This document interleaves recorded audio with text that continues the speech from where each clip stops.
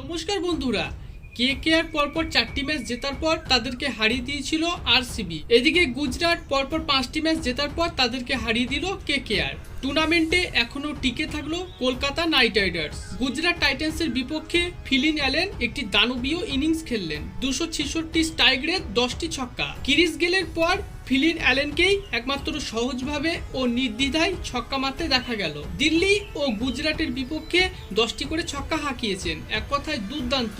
সঙ্গে রয়েছে Cameron green ও আঙ্কাক্রিস রঘুবংশীর দুর্দান্ত পার্টনারশিপ। নারিনের স্পিন জাদু, সৌরভের ডেড বোলিং সব মিলিয়ে দুর্দান্ত পারফরমেন্স করেছে আজকে। তবে এখন একটাই আফসোস, কেকেআর এইরকম পারফরমেন্স আগে কেন দেয়নি। 12 ইনিংসে 422 রান, 5টি হাফ সেঞ্চুরি। আঙ্কাক্রিস রঘুবংশীর মতো ইয়াং ট্যালেন্টের ক্রিকেটার পাওয়া সত্যি ভাগ্যের ব্যাপার। ভারত আরও একটি রত্ন খুঁজে পেয়েছে। হাঁটু গেড়ে মোহাম্মদ সিরাজের মতো পেস বোলারকে যেভাবে ছক্কা হাঁকিয়েছেন, সত্যি অবিশ্বাস্য দুর্দান্ত। গুজরাটের বিপক্ষে সৌরভ দুবে তার প্রথম উইকেট তুলে নেন জস বাটলারের। চাপের মুহূর্তে 19 ওভারে মাত্র 5 রান দিয়েছেন। অনুকূল রয়ের দুর্দান্ত অসাধারণ গেম চেঞ্জিং একটা ক্যাচ। শুভমান গিল দুর্দান্ত পারফরমেন্স করছিলেন, তাকে আউট করেছে এই ক্যাচটি। মানিশ পান্ডে যেদিন থেকে প্লেইং 11-এর সুযোগ পেয়েছেন সেদিন থেকে ব্যাট করার সুযোগই পাচ্ছেন না। মাতিসা পাথিরানা পায়ে চোট পেয়ে মাঠের বাইরে চলে যান। হাঁটতে সমস্যা হচ্ছে না, তবে বল করার সময় দৌড়াতে সমস্যা হচ্ছে। কি মনে হয় মাতিসা পাথিরানা পরের ম্যাচে কি খেলবে? আর আইপিএল 2026 ম্যাচ নম্বর 16 গুজরাট টাইটান্সের সঙ্গে কলকাতা নাইট রাইডার্সের মধ্যে অনুষ্ঠিত হয়। কেকেআর এই ম্যাচটি 29 রানে জয় পেয়েছে। প্রথমে ব্যাট করতে নেমে কেকেআর 20 ওভারে 2টি উইকেট হারিয়ে 247 রান সংগ্রহ করে।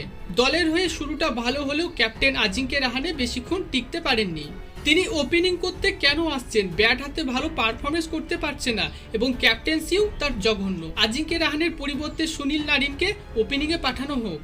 ফিলিন অ্যালেন 10টি ছক্কা ও 4টি চারের সাহায্যে 35 বলে 93 রানের একটি দুর্দান্ত ইনিংস খেলেন। একটু আফসোস থেকে গেল, তার সেঞ্চুরিটা পূরণ হলো না। স্ট্রাইক রেট ছিল 266। তিনি যেদিন টিকে যায়, ছক্কা মারাটা তার কাছে ডাল ভাত হয়ে যায়। আঙ্কাক্রিস রঘুবংশী 60টি 6 ও 4টি চারের সাহায্যে 44 বলে 82 রানের একটি দুর্দান্ত ইনিংস খেলেন এবং ক্যামেরন গ্রিন 4টি 6 ও 3টি চারের সাহায্যে 28 বলে 52 রান করেন এবং তিনি বল হাতেও একটি উইকেট তুলে নিয়েছেন। গুজরাটের বিপক্ষে রঘুবংশী ও ক্যামেরন গ্রিন দুর্দান্ত পার্টনারশিপ করেছে। গুজরাটের হয়ে বল হাতে মোহাম্মদ সিরাজ ও সাই কিশোর একটি করে উইকেট নেন।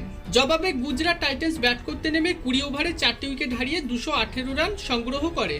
দলের হয়ে শুরুটা দুর্দান্তভাবে হয়। দুই ওপেনার সাই সুদর্শন ও শুভমান গিল দুর্দান্ত পারফরমেন্স করেছে। সাই সুদর্শন 3টি 6 ও 6টি চারের সাহায্যে 28 বলে নট আউট 53 রান করেন। শুভমান গিল 60টি 6 ও 5টি চারের সাহায্যে 49 বলে 85 রানের একটি দুর্দান্ত ইনিংস খেলেন। ভারতীয় ওপেনার হিসেবে সাই সুদর্শন ও শুভমান গিল প্রায় প্রত্যেকটা ম্যাচে দুর্দান্ত পারফরমেন্স করছে। কেকেআর এর বিপক্ষে সাই সুদর্শন ও শুভমান গিলের পারফরমেন্স ছিল দুর্দান্ত পার্টনারশিপও করেন এবং জস বাটলার 2টি 6 ও 5টি চারের সাহায্যে 35 বলে 57 রান করেন। কেকেআর এর হয়ে বল হাতে সুনীল নারিন 2টি উইকেট নেন এবং সৌরভ দুবে ও ক্যামেরন গ্রিন একটি করে উইকেট নেন। কেকেআর ফ্যানদের একটাই আফসোস, কেকেআর টিম এইরকম পারফরমেন্স আগে কেন দেয়নি। কলকাতা ও গুজরাটের মধ্যে অনুষ্ঠিত ম্যাচে প্লেয়ার অফ দ্য ম্যাচ জিতেছেন সুনীল নারিন। আইপিএল 2026-এর বর্তমান পয়েন্ট টেবিলে গুজরাট টাইটান্স 2 নম্বরে ও কলকাতা নাইট রাইডার্স 7 নম্বরে রয়েছে। তো বন্ধুরা, কলকাতা কি প্লে অফে যেতে পারবে? আপনার কি মনে হয় তা কমেন্ট অবশ্যই জানাবেন। ধন্যবাদ।